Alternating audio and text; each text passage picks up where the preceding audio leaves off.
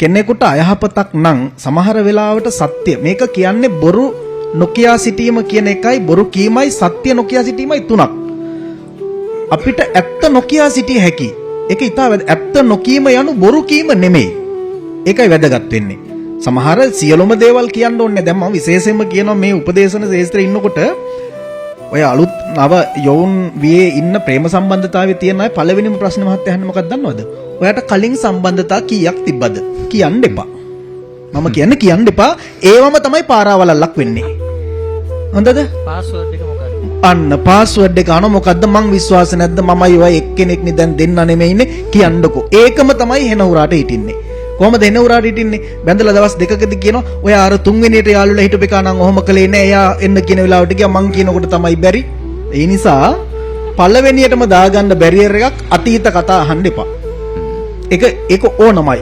වචනේ මම මේ කියලා හදන්නේ ප්‍රියශීලීව අපි කතා කරන්න ඕනනේ. ප්‍රියශීලී වෙන්න නම් කෙනෙක් වචනෙන් කතා කරන්න ඔහු හෝ ඇය අපිට ප්‍රියශීලී වෙන්න ඕන. ඒක නිසා ඔන්න එක කාරණාවක් මේ ප්‍රියවාදී වීම ඇතුලේ. ඊළඟට ඔය ඔබතුමාගේ අර හාර අවුස්සුප් එකට මම මේ නිදර්ශනයක් මතක් කරලා කිව්වේ. සතර සංග්‍රහ වස්තු ඇතුලෙත් අපි කතා කරන්නේ අනිත් එක්කෙනාව වචනෙන් සංග්‍රහ කරන ස්වභාවයනේ. ඒක නිසා මම මේ අධ්‍යක්ෂකපු දේවල් ටිකක් කියාගෙන නම් මේක කලාප කාර්යාලයක වෙච්ච වැඩක්. මමත් වාඩි වෙලා ඉන්නවා ගණකාධිකාරිවරිය ළඟ. එක ගුරුවරියක් ඇවිදලා කියනවා මම මෙතෙන්ට 13 වතාවක් ආවා. කිසි කමකට මට වැඩක් උනේ නැහැ. මේකේ කතා කරපු එක්කෙනෙක්වත් මට හොඳට කතා කරේ නැහැ. අද ඔබතුමිය මට මෙහෙම කතා කරපු හන්දා මගේ වැඩේ නොකරුණත් කමක් නැහැ. මට සතුටෙන් යන්න පුළුවන් කිව්වා. මම මේ ගණකාධිකාරිතුමියට මම එතුමිය ගියාට පස්සේ කිව්වා ඔබතුමිය කරපු වැඩේ ඉතාමත්ම වැදගත්. මොකද සමස්ත ඒ ඇවිල්ලා හිටිය ගුරුවරියක් විශ්‍රාම යන්න. නමුත් ඒ සියල්ලක්ම අර හැම තැනකින්ම අප්‍රිය විදිහට කතා බහ කරලා ප්‍රතික්ෂේප කරලා එපාම වෙලා වැඩෙත් එපා වෙලා කලාපෙත් එපා වෙලා පෙන්ෂන් එකත් එපා වෙලා තමයි ආවේ. උඹලා තියාගන්නලා මේ පෙන්ෂන් එක කියලා යන්න. බෑ අර ගණකාධිකාරිතුමිය ඊටාම හොඳින් කල්යල් බලලා ප්‍රියශීලීව කතා කරපු නිසා නිවිලා ගියා.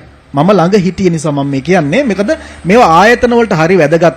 තනිද සර් මේ දැන් ඔබතුමාලගෙත් ආයතන වල රිසෙප්ෂන් එකක් ඇතිනේ.